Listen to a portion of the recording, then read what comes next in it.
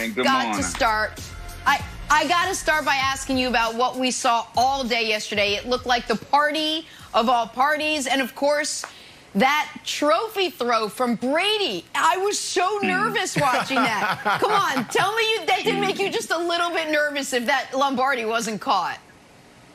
Oh, yeah. Hey, we had a lot of stuff going on the water. We had some boats going by to go pick it up, but I think that would have sunk all the way to the bottom, man. That was a little nerve-wracking. I still like watching that video today. It's a good video for sure. I'm glad it worked out perfectly.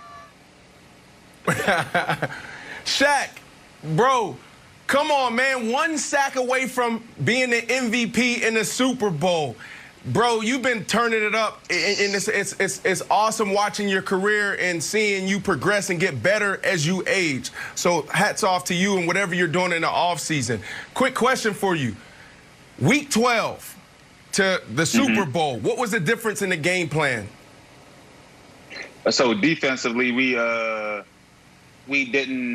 had 6-man box against them because we knew they wasn't going to run too much, but we had more help on Tyreek Hill and just had guys over the top and more zones. And then for Kelsey, we just trusted Levante and Devin to be on Kelsey. Too much of the game plan and change on Kelsey, but hey, we just it was the Super Bowl. That was the biggest difference. We had the mentality that we got to do whatever it took to get the win, and no matter what the play was that was called, we had to make it work. And we got the guys on the back end, grave diggers. They was back there doing their thing, and we was putting pressure on them up front. So it just worked perfectly. Stay with me right here. I know it's a team game, right? And we've been talking about you for weeks now. So just stay with me here. The best, individual performance in a playoff run. One man, he beat Drew Brees, he beat Aaron Rodgers, and he beat Patrick Mahomes, the baby GOAT. Todd Bowles, man. Tell me about Todd Bowles. Man, Coach Bowles is the guru behind all of it, man. He know exactly, since day one, he know exactly what was going on with the defense to make us improve and help us improve. We just had to do it, and we haven't, did it in the games that we lost, as you can see, because we lost, and we was always communication. He always put us in the right positions at the right times. It was just up to us to make the plays, and as you saw, in that Super Bowl, we was making them plays. We was right in the hip pocket of the receivers. We was pressuring the quarterback. Coach Bowles, man, he did a great job. I'm happy that he's still going to be with us for the hopefully for the foreseeable future. One more year. That's it. So Shaq, listen, I've always liked and respected you.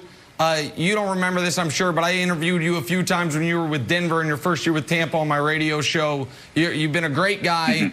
And I'd like to say I'm happy for you, but I'm not. One of the best moments of your life is one of the worst moments of mine. And so I don't even really want to talk about the Super Bowl. So I want to ask you something else. I want to ask you a tough question. Better defense, 2015 Broncos, your first ring, or the 2020 Bucks, your most recent ring? Hey, that is a great question. I mean...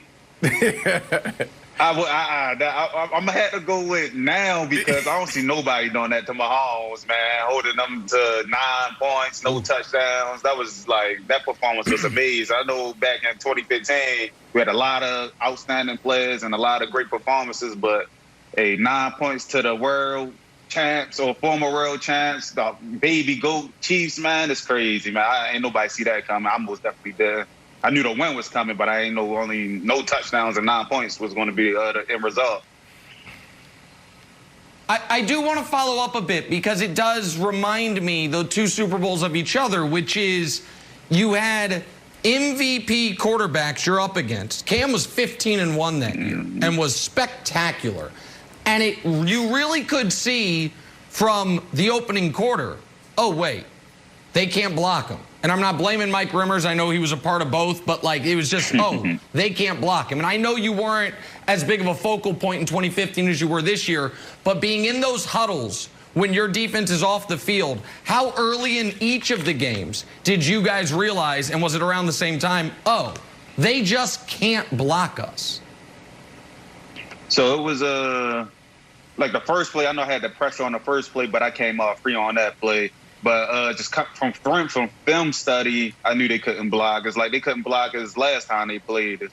And then now to have this extra motivation of it being a Super Bowl champion, like a Super Bowl game, championship game, and we know that we could control the game if we get pressure on them. Like, it was no way, like, none of the guys up front was going to be blocked. Like, we wanted it too bad. And, like, I don't recall one point in the game where we said, no, they ain't going to be able to block. It's like, because we was on it. But once number 77 started talking, it was over for him, like, right at that instant. Nice. It was over. Shaq,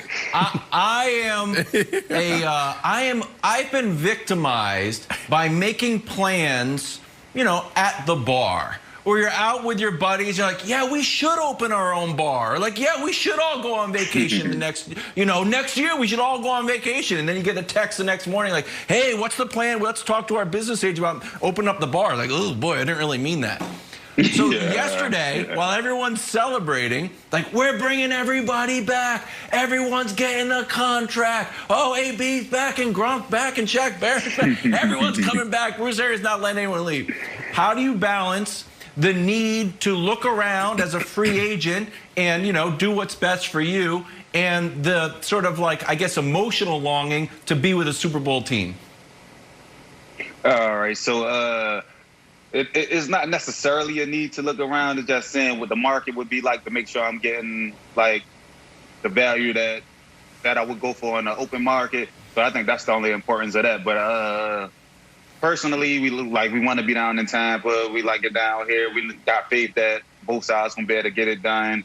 Like, yeah, I'm not trying to go back to struggling to make the playoffs or anything. And I love going to the playoffs, man. That's what it's all about. Just had that chance to be able to make it to the Super Bowl. So I know, like you said, there was a lot of planning at the bar going on yesterday. Don't mess up your leverage. Don't talk too much. I was like, yeah, but no. I'm trying to. I haven't been paid. I've been 1 year contract, league minimums, all my career until last year and this year. I need to get paid. I most definitely need to get paid. Hey, Shaq, let me ask you a question. I don't know if you've had a chance to sit back and watch the game. I don't know how long, you know, between the game being played and all the euphoria settles down, you actually sit back and go over it in your head. But was there anything that surprised you? I mean, I know you guys believed how good you were, but this is also a Chiefs team that's never out of a game, even if there's a minute left and they're down by 105. But when you look back at how much you dominated that game, now that you've let it settle in, you look back and you say, well, you know what, that actually surprised me. Or Honey Badger going after Brady surprised me. Or was there anything that really, like, stuck out to you that would shock us, that surprised you? I won't think. I mean, just the fact that we dominated the way we did. We know, like, they got playmakers over on that side of the ball on their offense, so we thought their playmakers were gonna get some plays or make something big happen. But, like, our guys, like, everybody stepped up, like, tremendously to keep them to whatever. Like, we would dominate them all the way to 3 quarters. That's when they started getting yards. It was the 4th quarter, man. Like, it ain't nothing surprising. Like, it was surprising to see Brady go after Honey Badger like that, Tyrann Mathieu. I only saw, I've never seen that side of him before, like, they actually go up to a guy like that. It was cool, man. We know we was ready to rally behind him and do the same thing on defense, get back on the field and start running our mouths and going after that guys on offense. All right, Shaq, let's get messy a little bit, man. You got a couple more weeks as the Super Bowl champs to say whatever you want to say. So I need you to keep it real with me, right?